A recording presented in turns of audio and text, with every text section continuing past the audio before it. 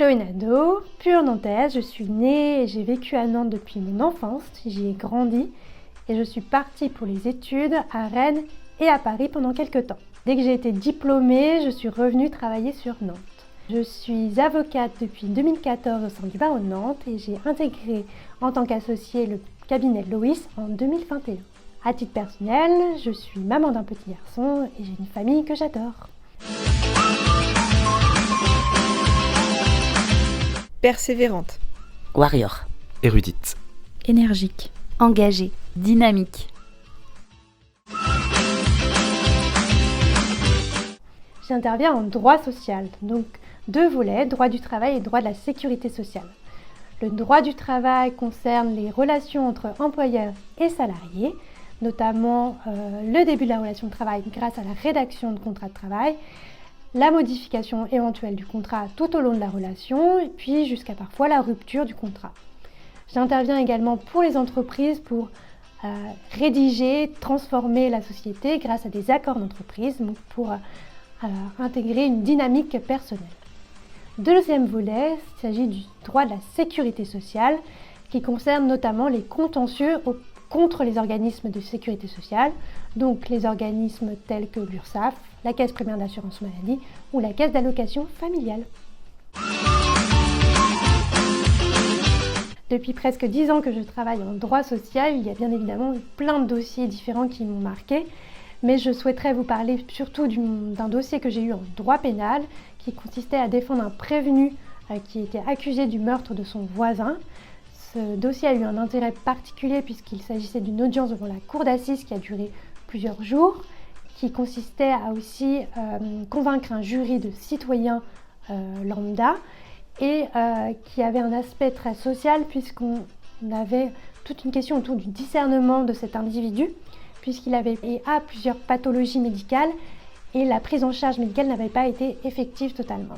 Donc il y avait vraiment un aspect psychologique très intéressant qui me sert encore aujourd'hui puisqu'il faut le temps d'écoute dans chaque dossier et évidemment bien connaître ses clients pour les défendre au mieux. Au sein de notre cabinet, on a beaucoup d'importance autour de la confiance et la satisfaction de nos clients.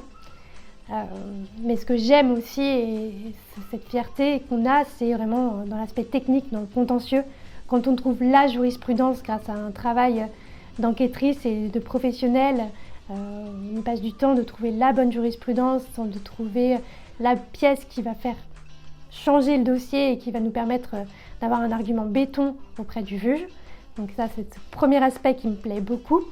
Et le deuxième aspect, c'est quand on est en plaidoirie et qu'on voit que l'argumentaire qu'on est en train de plaider fait mouche, qu'on a le juge qui a le petit œil qui pétille ou qui a sa posture qui a changé et qu'il est plus à l'écoute. Donc là, c'est très satisfaisant. Alors, il va y en avoir 2.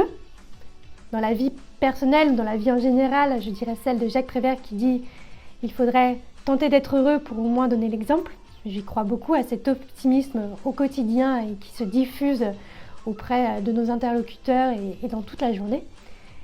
Et une citation plus professionnelle de Christophe Dejour, qui est un psychanalyste en droit du travail, qui dit « Travailler, ce n'est pas juste produire, c'est se transformer soi-même ». Et en effet, au quotidien, on le voit par notre expérience, par nos formations, mais aussi par le contact de nos clients, de nos confrères, des juges même parfois. On se transforme, on a une analyse différente, on a une vision différente grâce à ça. Je vais en décevoir beaucoup, mais je n'ai jamais regardé vraiment Suits, j'en ai vu voir 2 ou 3 épisodes maximum. Moi je suis old school, années 90, et la série qui me plaît autour du droit, c'est la série d'Ally McBeal, qui est une jeune avocate complètement délurée dans sa vie personnelle, mais qui est ultra performante dans sa vie professionnelle, qui connaît ses dossiers du bout des doigts, qui est très empathique aussi avec ses clients, qui lui a permis de monter les échelons au fil de la série et elle est géniale.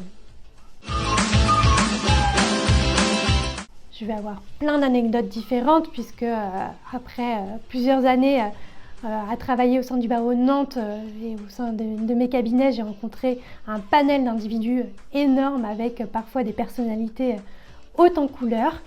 Une anecdote importante pour moi, c'est celle avoir été élue en tant que représentante de jeunes barreaux et membre du Conseil de l'Ordre par mes pairs, par les confrères du barreau de Nantes, pour les représenter, pour défendre notre profession et défendre nos intérêts, puisque je suis très attachée à nos valeurs. Il n'y a pas de journée type, c'est une journée qui va à 100 voire 1000 à l'heure. On n'arrête pas. On enchaîne les audiences sur Nantes, mais aussi dans toutes les villes de France. On a des réunions, des formations et on rencontre nos clients en rendez-vous physique, mais aussi téléphonique. Donc ça n'arrête jamais et c'est passionnant. Alors à nouveau, c'est une référence des années 90, comme ça vous allez comprendre mon âge. C'est la tribu de Dana de Mano.